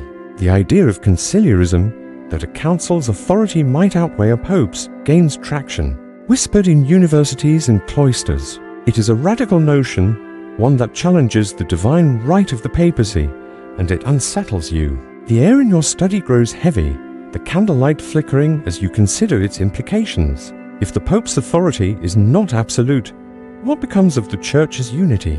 If 3 men can claim the same throne, what does it mean to be the Vicar of Christ? These questions linger, a shadow in your thoughts, as you seal another letter. It's waxed soft under your ring. The faithful, too, grapple with these doubts. In the churches of your diocese, the air is heavy with the scent of beeswax and frankincense, the light filtering through stained glass, casting colors across the stone floor. Peasants kneel, their hands clasped, their prayers a mix of hope and fear. They speak of miracles of saints who might guide the church back to unity, but also of omens, of comets seen in the sky, portents of divine displeasure. Monks in their scriptoria copy texts that blend faith and fear, their quills scratching softly, their words a record of a world uncertain. In the markets, the satire grows sharper, the woodcuts more daring, depicting the church as a hydra, its 3 heads snarling at each other. The air is thick with these images, their inner-quiet rebellion against a faith that feels broken. Yet amidst the doubt, there are moments of resilience. Picture a small church in a village, its walls of rough stone, its air cool and scented with wax. The priest, his cassock worn, speaks of God's mercy, his voice steady despite the chaos. The faithful listen, their faces softened by candlelight, their hands clutching relics, bones, or cloth said to belong to saints. You know many are false, sold by merchants for profit, but you see the hope in their eyes, the need to believe in something greater. The rhythm of their lives, though disrupted, holds to the rituals of the church: baptisms, marriages, burials, each a thread tying them to a faith that endures despite its fractured leaders. As a cardinal, you carry this hope, fragile as it is, through your own struggles. The air in your chamber is heavy with the scent of parchment and wax, the candlelight casting shadows across the walls. You write letters to kings, to bishops, to your fellow cardinals, each word chosen with care, each sentence a delicate balance between loyalty and caution. Some letters are intercepted, their contents read by spies, their seals broken before they reach their destination. You learn to write in code, to speak in riddles, to trust no one. The fear is a constant companion, a shadow that lingers even in the light of day. You hear of cardinals ambushed on lonely roads, their bodies left in ditches, their robes stained dark. You double your guards, their armor clinking softly as they follow you through city streets. The mystery of the third pope is a wound that does not heal. It exposes the church's humanity, its ambition, its frailty, its struggle to reconcile faith with power. As you sit by candlelight, the air heavy with the scent of wax and doubt, you wonder if the church can ever be whole again. The Council of Pisa, meant to unify, has instead deepened the fracture, leaving a legacy of satire, doubt, and theological unrest. Yet it also sets the stage for the next chapter, a gathering in Constance, where the church will try again to mend its wounds, not just with words but with actions that will end the schism, but at a cost, felt in the streets of a crowded city, in the halls of a cathedral, and in the hearts of those who still seek salvation. The mystery of the third pope, born from the Council of Pisa's misstep, has left a shadow over Christendom, a reminder of a church stretched thin by ambition and doubt. Yet, as the echoes of that failure fade, a new hope rises in a city far to the north, where the air is crisp and the lake's waters shimmer under a winter sky. Imagine yourself now stepping away from the satire-filled markets and whispered prophecies into the bustling streets of Constance, a city on the edge of a great lake, its spires piercing the heavens.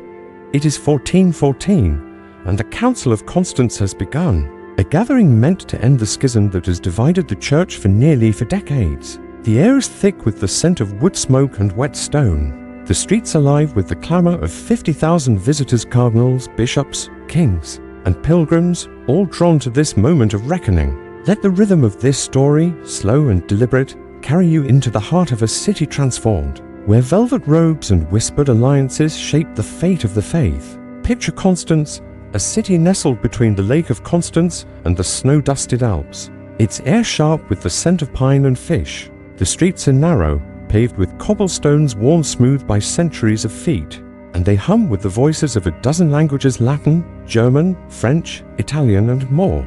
The cathedral, a towering structure of grey stone, dominates the city, its bells tolling softly, their chimes mingling with the lapping of waves against the shore. As a cardinal, you have travelled here, your carriage rattling over icy roads, the air heavy with the scent of leather and frost.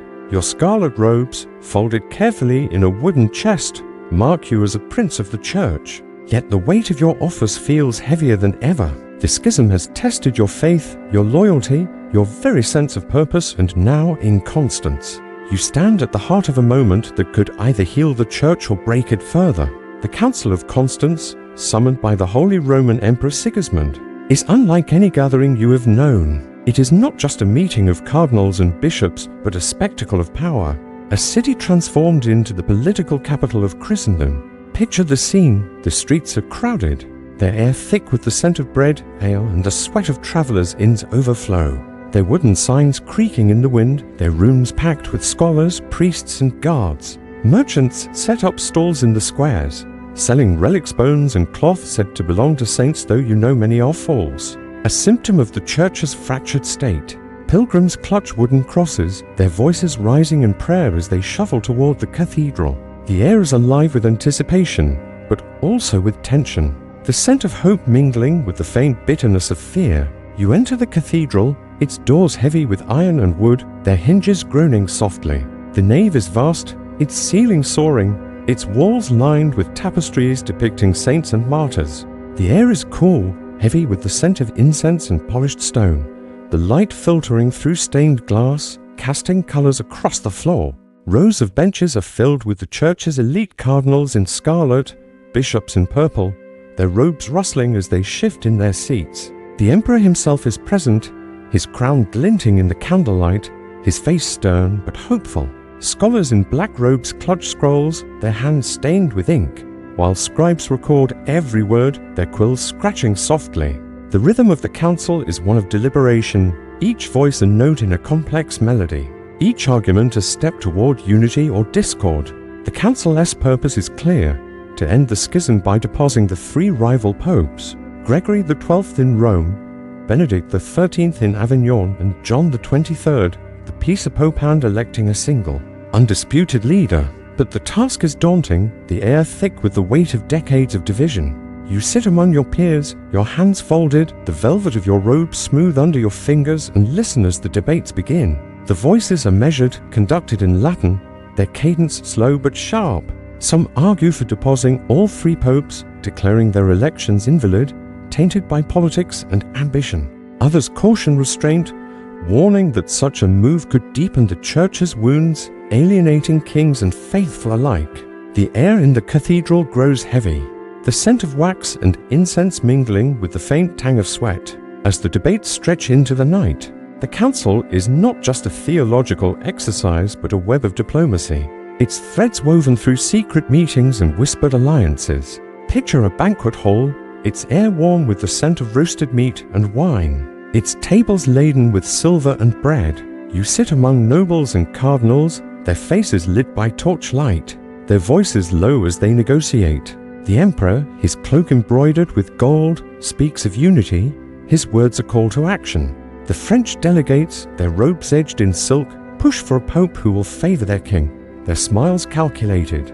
The Italians, their voices sharp, demand a return to Rome, their loyalty tied to tradition. You navigate these conversations, your words careful, your gestures restrained, aware that every glance, every pause is a move in a delicate game. The air is thick with ambition, the scent of wine and spices a mask for the tension beneath. Outside the cathedral, the city pulses with life. Picture the streets at dusk, the air cool and scented with wood smoke, the lake's waters reflecting the last light of day. Taverns are filled with scholars and priests, their voices rising over the clink of mugs, their debates echoing those in the cathedral. Can a council depose a pope?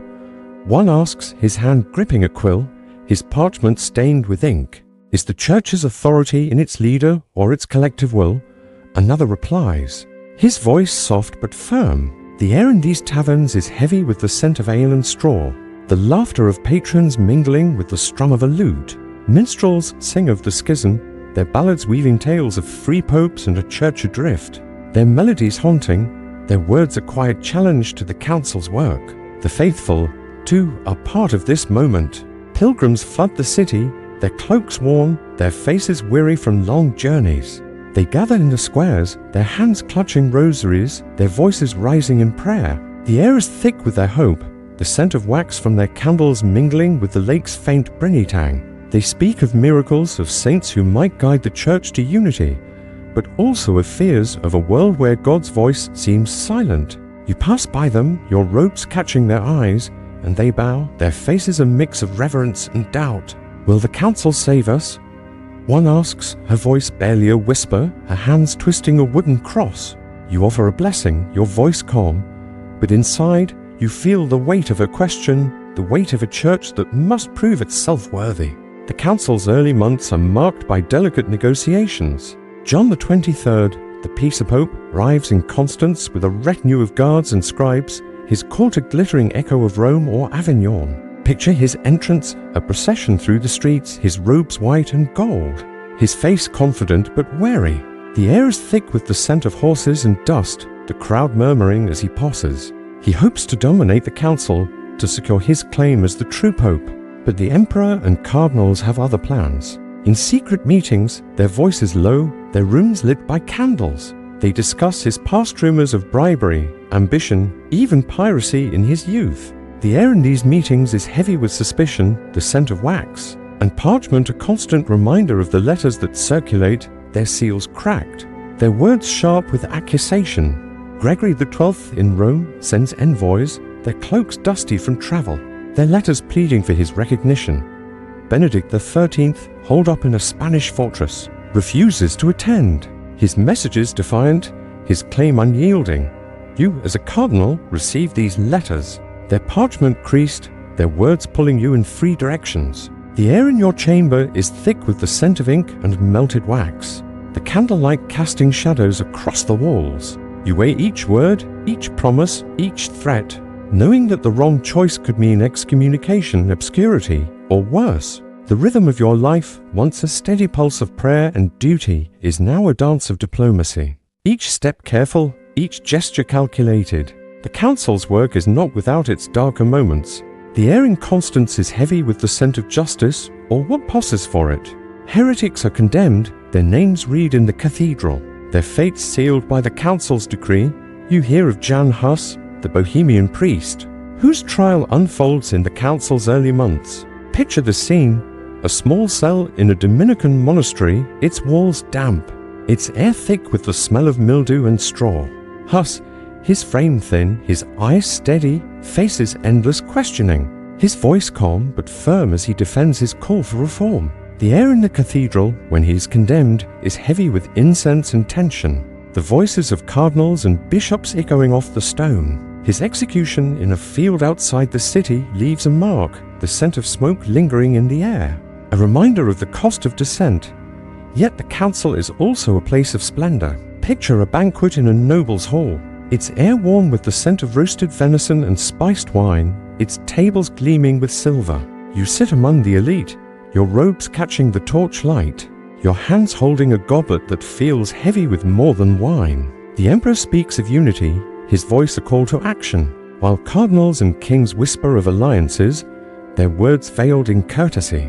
The air is thick with the scent of ambition, the rustle of silk and velvet a counterpoint to the clink of coins changing hands. These banquets are a stage, a place where power is negotiated, where the church's future is shaped not just in the cathedral, but in the quiet corners of candlelit rooms. The city itself is a microcosm of Christendom, its streets a tapestry of faith and politics. Picture the market square at dawn, the air cool and scented with bread and lake water, the stalls piled with wool, spices and relics. Merchants call out, their voices mingling with the chants of pilgrims, the clatter of carts, the tolling of bells. Spies move through the crowd, their cloaks plain, their eyes sharp, carrying whispers to cardinals and kings. The air is thick with intrigue, the scent of dust and sweat a reminder of the human stakes in this divine drama. You walk these streets, your guards close, their armor clinking softly, aware that every face could be an ally or a threat. As the council progresses, the air grows heavier, the scent of hope tempered by the weight of expectation. The debates in the cathedral are endless, the voices rising and falling in Latin, their cadence a slow rhythm that lulls the mind. You listen, your hands folded, the velvet of your robes a constant reminder of your role. The council must depose 3 popes, a task that feels both necessary and impossible. The air is thick with the scent of wax and incense, the light filtering through stained glass, casting patterns across the stone. The faithful wait, their prayers a murmur in the squares, their candles flickering in the wind. The rhythm of their lives, like yours, is one of waiting, of hoping for a church made whole. This moment in Constance, with its velvet robes and whispered alliances, is a turning point, a chance to end the schism that has haunted you for decades. Yet it is also a reminder of the church's humanity, its ambition, its frailty, its struggle to reconcile faith with power. As you sit in the cathedral, the air heavy with the scent of incense and stone, you feel the weight of this moment, the hope that unity might finally be restored. This story, like the council itself, leads us to its final chapter where the church will crown a new pope, but not without spectacle, sacrifice, and the fragile hope of a faith renewed. The streets of Constance hum with the rhythm of a city stretched to its limits. Its air thick with the scent of wood smoke, lake water, and the faint tang of anticipation. It is 1415, and the Council of Constance, now in its second year, has become the heart of Christendom, a place where the fate of the Church hangs in delicate balance. Picture yourself, a cardinal, standing within the cool, shadowed walls of the cathedral, its soaring arches and stained glass casting patterns of light across the stone floor. Your scarlet robes, heavy with the weight of your office, brush softly against the benches as you sit among your peers, the air heavy with the scent of incense and polished wood. The schism, a fracture that has divided the Church for decades, has brought you here, to a moment of hope and tension, where whispered alliances and solemn decrees will shape the future. Let the rhythm of this story, steady and unhurried, carry you through the final days of the Council, where the Church seeks to mend its wounds not without cost, but with the fragile promise of unity. The Council's work has grown more urgent, its debates sharper, as the leaders of Christendom grapple with the challenge of deposing 3 popes, Gregory XII in Rome, Benedict XIII in Avignon, and John XXIII, the peace episcopate, electing a single, undisputed leader. The cathedral is a hive of activity, its air thick with the scent of burning candles, and parchment, the voices of cardinals and bishops rising and falling in Latin, their cadence a slow, deliberate pulse. You sit among them, your hands folded, the velvet of your robes smooth under your fingers, and feel the weight of the moment, the faithful wait outside, their prayers a murmur in the squares, their candles flickering in the wind. The rhythm of their lives, like yours, is one of waiting, of hoping for a church made whole, but also of fear, for the Council's decisions will ripple across Europe, touching kings, peasants, and priests alike. The first task is to resolve the claims of the 3 popes, a delicate dance of diplomacy and power. John XXIII, the peace pope, is the Council's most immediate challenge. Picture his court in Constance, a glittering array of scribes, guards, and sycophants. His robes white and gold, his face a mask of confidence hiding unease. The air around him is thick with the scent of wine and ambition. His presence a reminder of peace's failure, yet his past weighs heavily rumors of bribery, simony, and a youth spent as a pirate haunt the Council's debates. In secret meetings, held in candlelit rooms where the air smells of wax and old wood, cardinals and nobles whisper of his unfitness. You attend these meetings, your voice low, your words careful, aware that every decision is a step on a narrow path. The Emperor, Sigismund, his crown glinting in the torchlight, presses for John's removal. His voice firm but measured, a call for unity over personal gain. In May 1415, the Council acts. John XXIII, sensing his weakening position, flees Constance under cover of night, his cloak pulled tight. Against the chill, his guards clattering through the streets. The air is heavy with the scent of dust and horse sweat as he rides toward a nearby castle, hoping to rally support. But the Council, backed by Sigismund, pursues him, their resolve unyielding. He is captured, brought back to Constance, and deposed, his title stripped in a solemn ceremony in the cathedral. Picture the scene, the nave filled with cardinals and bishops, their robes a sea of scarlet and purple, the air thick with incense and tension. John's name is read, his crimes listed simony, misconduct, schism, each word a weight that echoes off the stone walls. You sit among your peers, your heart heavy, the scent of wax and parchment a constant reminder of the letters you've written, the choices you've made. John is imprisoned, his fate a warning to those who would cling to power. Gregory XII, the Roman Pope, is next. His court, a shadow of Rome's former glory, sends envoys to Constance, their cloaks dusty from travel, their letters pleading for his recognition. Picture their arrival, a small procession, their voices low, their faces weary. The air in the cathedral is cool, the light filtering through stained glass, casting colors across the stone floor. Gregory, an elderly man of modest means, offers a surprising gesture. He agrees to resign, but only if the Council acknowledges his legitimacy. In July 1415, his resignation is accepted, a rare moment of grace in a schism marked by defiance. You listen as the decree is read, the air heavy with the scent of incense, the voices of the scribes scratching softly as they record the moment. The rhythm of the Council shifts, a note of hope rising amidst the tension as one pope steps aside, leaving the path clearer for unity. Benedict XIII in Avignon proves more stubborn. Holed up in a Spanish fortress, his court a lonely outpost of marble and dust. He refuses to attend the council, his letters sharp with defiance. Picture a messenger arriving in Constance, his cloak stained with travel, his hands trembling as he presents Benedict's words.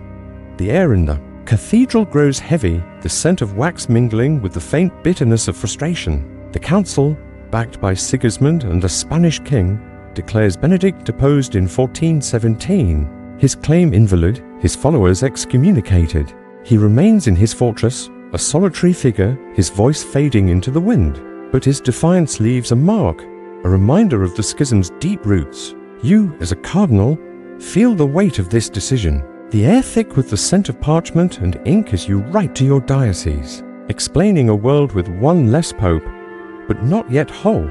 With the 3 popes removed, the council turns to the election of a new leader. The air in Constance is electric, the scent of hope mingling with the lake's faint briny-tang. Picture the conclave, held in a sealed chamber within the cathedral, its walls of cold stone, its air heavy with the scent of wax and prayer. You sit among the cardinals, your robes catching the candlelight, your hands folded as the ballots are cast. The debates are measured, the voices low, but the stakes are high. The new pope must unify a fractured church, appease kings and princes, and restore the faith of the faithful. After days of deliberation, the air thick with tension, a name emerges, Odom Corona, a Roman cardinal known for his piety and diplomacy, who takes the name Martin V. On November 11, 1417, white smoke rises from the cathedral, the bells tolling across the city, their chimes mingling with the cheers of the crowd. The rhythm of your life, for a moment, feels lighter, the weight of the schism lifting as the church crowns a single pope. The election of Martin V is a triumph, but it is not without spectacle. Picture the coronation, the cathedral filled with the elite of Christendom, their robes a tapestry of silk and velvet, the air thick with the scent of incense and roses. Martin, his face calm, his robes white and gold, kneels before the altar, the light filtering through stained glass, casting colors across his shoulders. The emperor, his crown glinting, places the tiara on Martin's head, the air heavy with the weight of the moment. You stand among the cardinals, your heart swelling with hope, but also with weariness, for the schism's scars run deep. The faithful gather in the squares, their voices rising in hymns, their candles flickering in the wind. The air is alive with their joy. The scent of wax and lake water a reminder of a city that has carried the weight of this council. 4 years, yet the council is not without its darker moments. The execution of Jan Hus in 1415 lingers in the air, the scent of smoke a haunting memory. Picture the field where he was burned, the straw crackling softly, the air thick with the acrid tang of burning cloth. His death, meant to silence dissent, has instead sparked unrest in Bohemia, where his followers, the Hussites, rally against the church. You hear of their rebellion through letters, their parchment creased, their words urgent. The air in your chamber is heavy with the scent of wax and parchment as you read, your thoughts troubled. The council has condemned other heretics, their names read in the cathedral, their fates sealed by fire or exile. The air is thick with the scent of justice, but also of sacrifice, a reminder that unity comes at a cost. The council's work extends beyond the schism, touching the church's deeper flaws. Picture the debates in the cathedral, the air heavy with the scent of ink and polished wood, as cardinals and scholars discuss reform. They speak of simony, the buying of church offices and indulgences, the sale of salvation for coin. The air is thick with their words, the voices rising and falling in Latin, their cadence a slow rhythm that lulls the mind. You listen, your hands folded, aware that these reforms, though necessary, threaten the wealth and power of the church's elite. The emperor presses for change, his voice firm, his crown a symbol of his authority. The French and Italian delegates, their robes rustling, argue for their own interests, their smiles calculated. The rhythm of the council is one of compromise, each reform a delicate balance between faith and politics. Outside, the city of Constance remains a stage for the elite. Picture a banquet hall, its air warm with the scent of roasted venison and spiced wine, its tables gleaming with silver. You sit among kings and cardinals, their faces lit by torchlight. their voices low as they negotiate alliances. The emperor speaks of a united Christendom, his words a call to action, while the French crown, its delegates draped in silk, pushes for influence in the new papacy.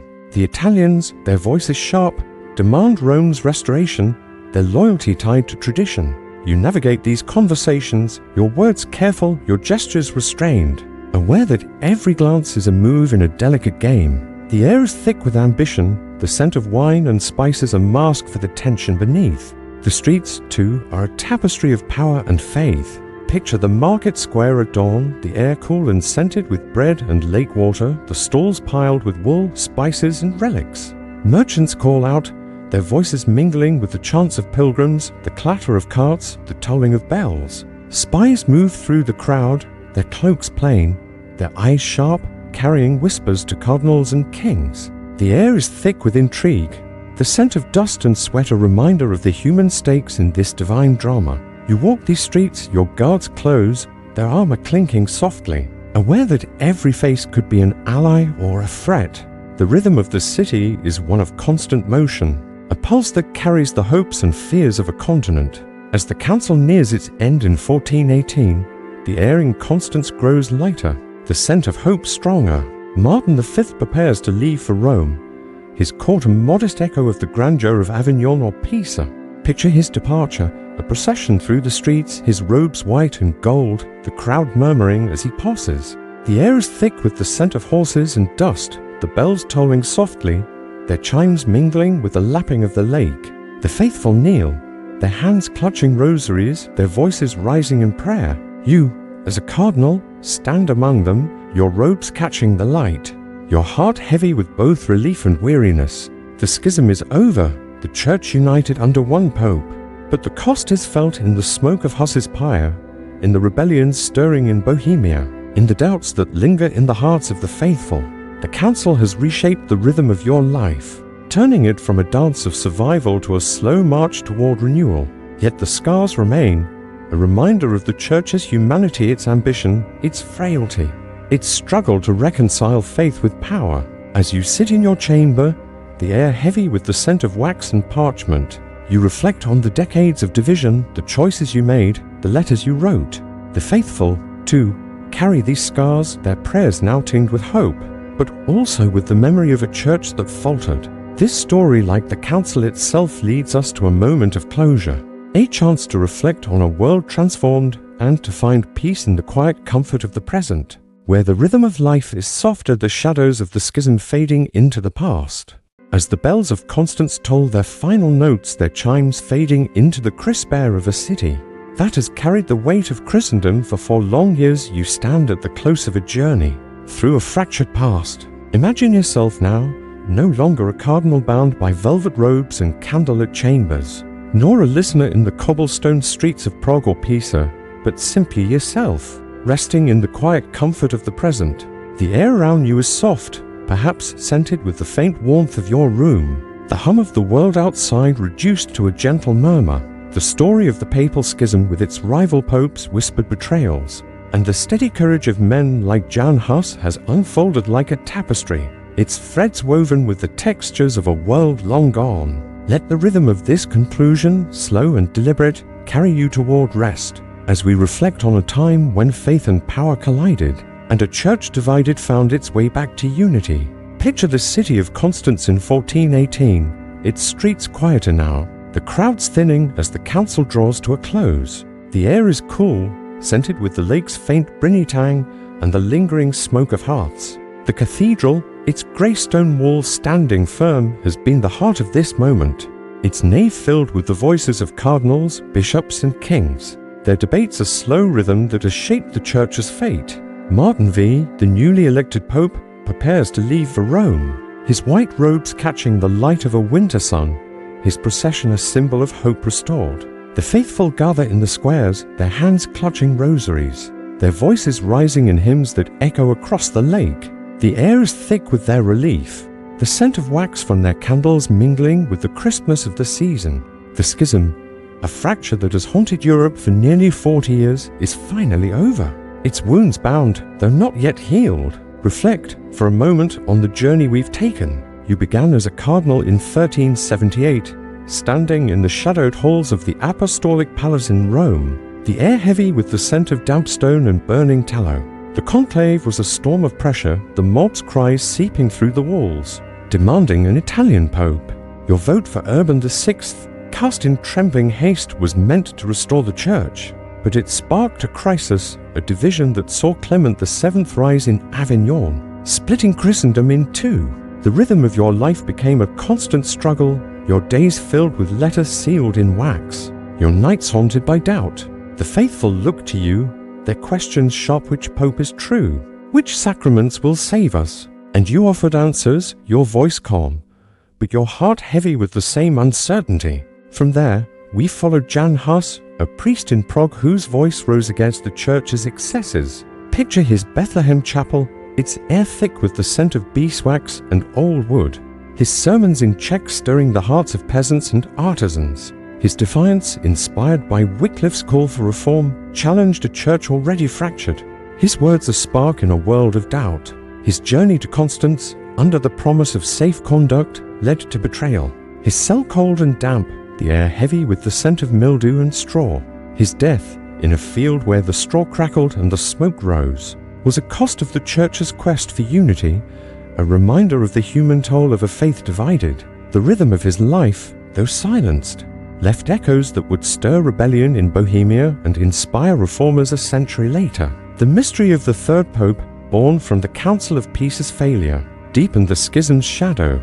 Picture the marble cathedral of Pisa, its air warm with the scent of incense and olive groves, where cardinals hoped to heal the church but instead crowned Alexander V, then John XXIII, adding a third voice to the cacophony. The faithful, from peasants to scholars, grappled with the question: if three men claim God's throne, is the church still valid? In markets, woodcuts mocked the three-headed church, their ink sharp with satire. In monasteries, monks copied prophecies of a world turned upside down, their quills trembling in the candlelight. The air was thick with doubt, the scent of parchment and wax a constant reminder of a faith unmoored.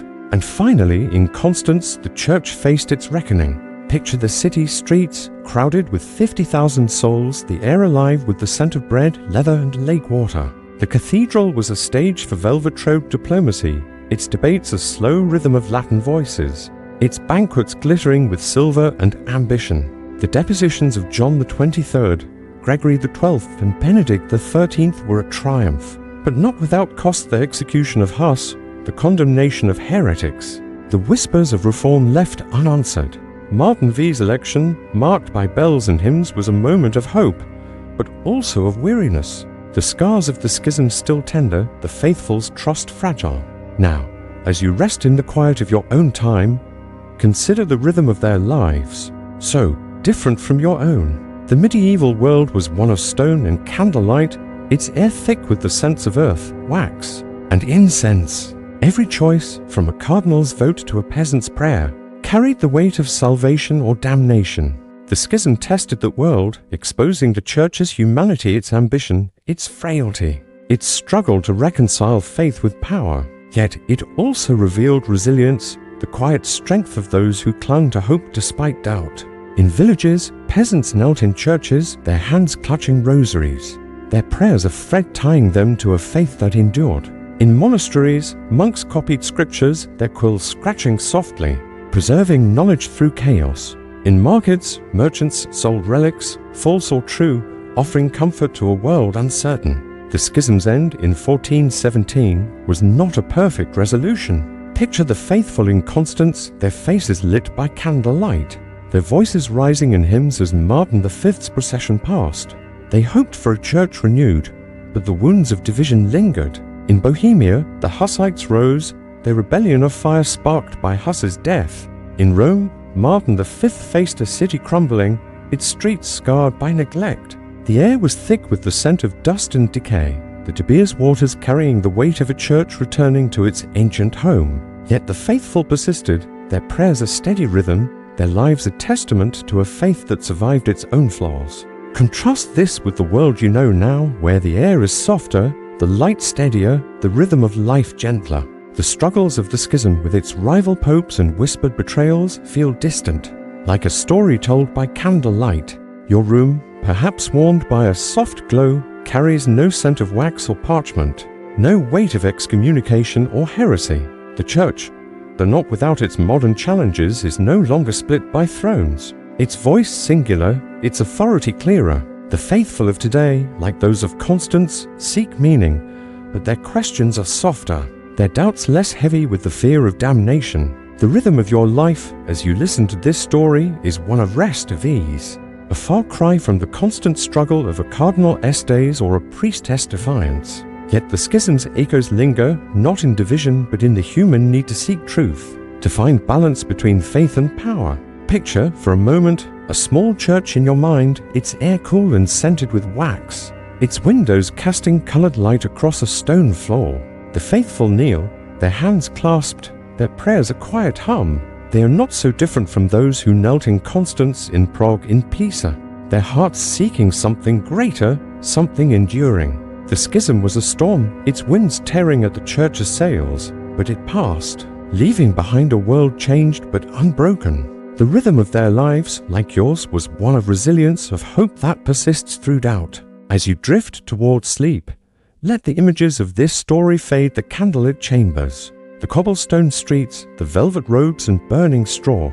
The air around you is calm, the world quiet, the weight of the past lifting like a fog. The schism, with its 3 popes and endless debates, was a chapter in a larger story, one of human struggle and human faith. The Church, flawed and fragile, found its way back to unity, its bells tolling a new rhythm for a weary world. You, in this moment, are far from that chaos, your breath steady, your mind easing into rest. The scent of parchment and wax, the toll of bells, the murmur of Latin voices, they dissolve into the softness of now, where the rhythm of your life is one of peace. Let the story end here, not with a clash of swords or a blaze of glory, but with a quiet reflection, a gentle invitation to close your eyes. The schism is over, its lessons woven into the fabric of history, its shadows fading into the light of the present. The air is still, the world hushed, and you are free to drift, to let the rhythm of this tale carry you toward sleep, where the past is a whisper,